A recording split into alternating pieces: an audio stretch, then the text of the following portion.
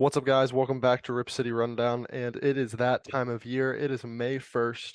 And in my opinion, that means it is truly the start of the Blazers offseason. Those teams that are out of the playoffs, especially those teams that are going to be in the draft lottery, which is coming up this month, just in over 2 weeks. Um, Today we're going to be talking about Shaedon Sharpe.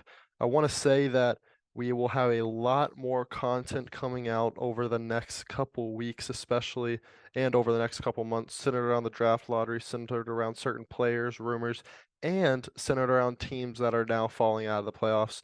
This Friday, I believe we'll have a Nets video coming out and how the Nets getting eliminated affects the Blazers and how the Blazers can affect the Nets also. This upcoming podcast tomorrow, or we'll be recording it tomorrow. It will be posted on Wednesday. We'll be covering you guys' bold predictions for the off season. We'll ask you guys on our Instagram and Twitter to give you our bold predictions, for you to give us your bold predictions, and we'll be reading those out similar to the hot takes video we did over the summer. So make sure to go follow the Instagram and Twitter so you don't miss out on that if you have a bold prediction. And we possibly will be having a sponsorship here in the coming videos and throughout the off season. So stay tuned for that. I'm excited for that. I know you guys will support. I trust you guys. But we'll be coming out with videos at least 3 a week here over the next couple weeks and over the next couple months. So Shaedon Sharpe, I don't know what this title is. I don't know if it's whether it should be something on the expectations for Shaedon Sharpe or what I think Shaedon Sharpe will be next year. You guys already know the title. But I kind of just want to talk about Shaedon Sharpe, review his season, kind of talk about where we are going forward. So let's just jump into it. Sharpe last year, obviously seventh overall pick, averaged 9.9 points, 3 rebounds, 1.2 assists. Shooting splits were pretty good for a rookie. 47% from the field, 36 from three. Obviously, we would want that three to get up a little bit. But that field goal percentage, very good. Didn't play a lot of minutes throughout the year, but obviously the last 10 games, once we officially went in on the tank, once we sat Dame, he played 36 minutes a game, and those numbers jumped to 23.7 points, 6.1 rebounds, 4.1 assists on 46% shooting, and then up that 3-point percentage to 38%. And I'm in a tough spot on how I want to rate Sharpe on this year because obviously this was his first real basketball in over 2 years. He came straight out of high school, went to Kentucky, but didn't play a game, so he didn't even get a chance to play in summer league, obviously. Hurt his shoulder during the summer months. So this was a tough year to judge Shaedon Sharpe on because do we judge him on these last 10 games because he finally got a rhythm and he got opportunity? Or do we judge him over the whole year? Or do we kind of just wait until next year and say next year is really the first year we should start judging him, given the fact that he didn't play a whole year leading up to the NBA? Now, when it comes to Sharpe, I feel like some people are starting to overreact a little bit based on those last 10 games, when obviously he had a huge sample size of minutes to play, or not a huge sample size of minutes, but he was able to play a lot of minutes, something I don't think he's just guaranteed to get next year. And we saw this same exact thing with Anthony Simons last year. Simons down the stretch averaged like 22, 23 points per game, good shooting, facilitated well. And we saw how that went this year with Dame. It was similar to the Dame CJ. We don't want our two guards to be too one-dimensional. Now, that is where I think Sharpe comes in a little differently. He is bigger. He does some things different. He's a little better at driving the ball than Anthony, I would say, especially at this age. And it's the fact that he is this age. He's just 19. He might be 20 by now. I don't know. But this was his first year. That was Simons' fourth year, and he was entering, it was a contract year. For Sharpe, we have him on this great deal for the next couple years. So I think that's something we can capitalize on, and you can have a very valuable piece of your future and of your current team right now, not on a lot of money. And the main question is, who do we want to trade? Who do we want the Blazers to trade? Because obviously a trade is going to go down this offseason, big or small. And I would assume, I would say there's a under 50% chance that we come into next season with Sharpe and Simons on the roster. Whether that means if both of them are off, if one of them are off, somebody is probably going to get traded this offseason. There's just not room for three big time guards because I'm going to put Sharpe in that category because that's the expectations we have for him. Now, I don't think Sharpe is just necessarily untouchable when it comes to Simons. Talent-wise and fit-wise, I think they're I think Simons is at a better talent-wise right now, obviously.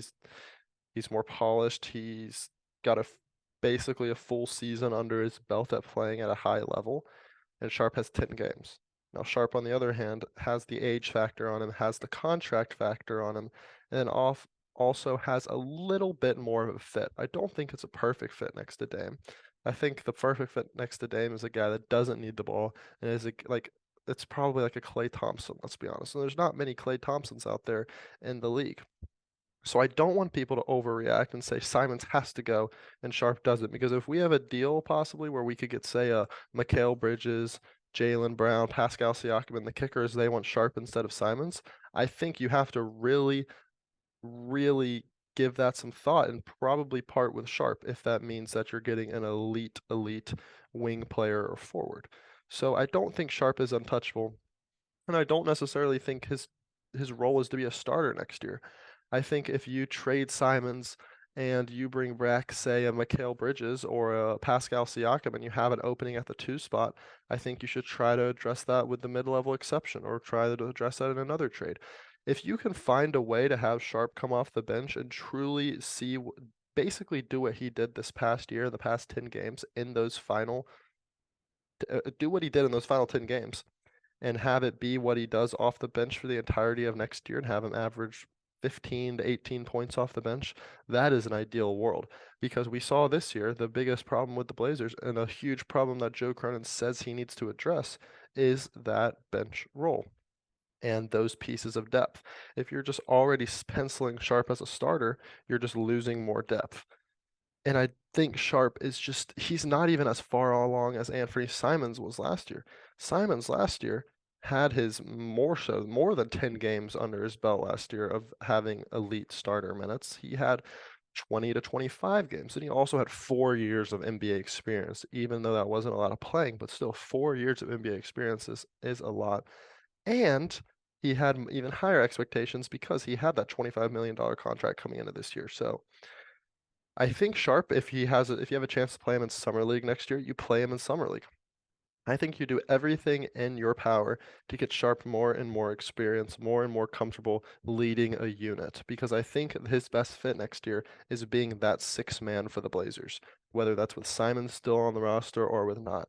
And I think there is value keeping Simons and Sharpe. I just don't think it's going to happen, because if you're going to get an elite player, if you're going to make a big swing trade, it's going to revolve around one of those two. So I really don't know where the Blazers should go. I do think Sharpe is a very valuable piece. Do I think he should start next year? No. If it comes down to he has to start, if it's between Sharpe and Keon Johnson to start next year, if somehow both of those guys are both still on the roster, then obviously I want Sharpe. But if you have a chance to have a solid slot, like if Josh Hart was still on this team, I would slot Josh Hart into that starting 2 role so fast over Sharpe, because I think that you need fit around Damian Lillard. The reason that Western Conference Finals team made the Western Conference Finals is because of the fit. You did have the Dame and CJ, but you had Nurk playing at a high level, being a good defensive player. You had Aminu and you had Harkless, good defensive players. And then you had your depth and your scoring punches off the bench with Seth Curry. You had your playmaker and Evan Turner. You had Rodney Hood to give you some scoring off the bench. You had Cantor before Nurk went down off the bench to give you some scoring. You don't necessarily need the big defensive pieces on the bench. You obviously need to bring some defense on the bench, but you more so need the scoring and the punch off the bench. And that's something we did not have this past year. When you have Justice Winslow, Nasir Little being your first guys off the bench, those are guys that I think, and I said it from the start, I think those guys are better starters than what Josh Hart was this year, because Josh Hart obviously has a little more scoring ability. So that's how I see Sharpe next year. I hope he can, I don't expect 23 points per game. I expect if he can get to 15 next year, if he can get to 18 off the bench, I think that it means the Blazers are in a really good spot. I don't think he should be untouchable. I think that if you find a trade where you have the opportunity to trade him, then you do it. Obviously, if I'm ranking what I would want to trade, though, I'm doing that lottery pick, assuming it's not number 1. Then I'm doing Simons. Then I'm probably doing Sharpe, but I think Simons and Sharpe are right here. They're super close and they're interchangeable. It's just as a matter of fact, if it's Simons' contract that has to go, you trade Simons. But if someone wants Sharpe over Simons, you trade Sharpe. If it's a good deal, obviously. But I don't think we should pass up an opportunity to get a highly impactful player because we don't want to trade Shaedon Sharpe. So those are my thoughts. It might be differing from your thoughts, might be differing from other Blazer fans' thoughts and other Blazer pages. But I just don't think Sharpe is as untouchable as we make it seem to be, because at this point I am all in on Damian Lillard. And if it doesn't mean and result in a championship, it doesn't result in a championship. And as bad as it sounds, I'm technically willing to throw away part of our future if it means Dame gets a realistic shot at a top 5 team in the NBA, because that is all I ask for. If he gets that chance to get himself inside the door, inside the conversation, I think we can make real noise and possibly actually go after a championship. So those are my thoughts. Shaedon Sharpe, podcast coming out Wednesday. Bold predictions for the offseason. Video coming out Friday or Saturday, and then we'll kind of recycle for the weeks coming. Probably a Nurk video or Simon's video coming up next week. So thanks for watching. Make sure to go follow our Instagram and Twitter to get in on that podcast. And I'll see you in the next one. Peace.